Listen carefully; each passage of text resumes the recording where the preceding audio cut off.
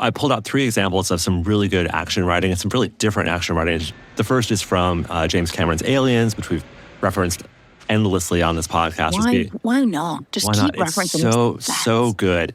So the sequence we're watching it's scene 114, but it comes pretty late in the movie. They are waiting for this ship to take them back up to the station. They watch in dismay as the approaching ship dips and veers wildly. Its main engines roar full on, and the craft accelerates towards them even as it loses altitude. It skims the ground, clips a rock formation. The ship slews, side-slipping. It hits a ridge, tumbles, bursting into flame, breaking up. It arcs into the air, end over end, a Catherine wheel juggernaut. Ripley shouts, "Run!" She grabs Newt and sprints for cover as a tumbling section of the ship's massive engine module slams into the APC and it explodes in twisted wreckage. A dropship skips again, like a stone, engulfed in flames, and crashes into the station, a tremendous fireball. These paragraphs are longer than I would normally use myself. This is like 6 or 7 lines, some of these paragraphs. And yet I read every word of it. I was never tempted to skim because it was catching my attention, holding my attention. Sentence fragments are there. Clips a rock formation. Didn't need a subject there? Great. You have parallel structures because basically you have the implied subject is continuing from sentence to sentence. It's just really good writing. Nice short sentences. Yeah.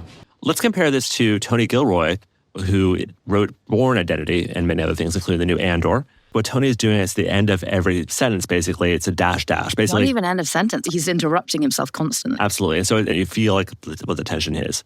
Bourne, the light bulb. He's tossing it across the room, over her head, into that frosted window, and she ducks down. As it shatters, everything starts happening at once. Silenced automatic weapons fire, raking into the apartment, and the frosted window peppered with holes, and Marie on the floor as the window shadows above her, and Castle, he's in the air shaft, hanging from an abseil rope, but off guard, firing blind, strafing the apartment, and Bourne kicking that chair across the room, and Castle reacting, instinct, moving target, and the chair just strafed to shit, and Bourne rolling away, and Castle, he's coming in, the last pieces of window frame crashing away as he swings into the apartment, and Marie right below him, shit raining down as he flies, and Bourne throwing the knife, and Castle turning back too late, the knife catching him in the neck, and it just keeps going. The thing that he does here, which I like very much, which is breaking the rules. Yeah. Which is he's kind of using the names of the characters to create shots which are almost like cut between. Yes, totally. Each line is basically just a shot, and it's great.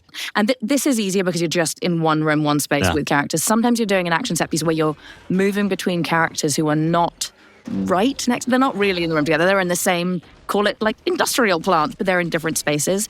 If you had to do a new slug line for every time, it would just be an impossible read.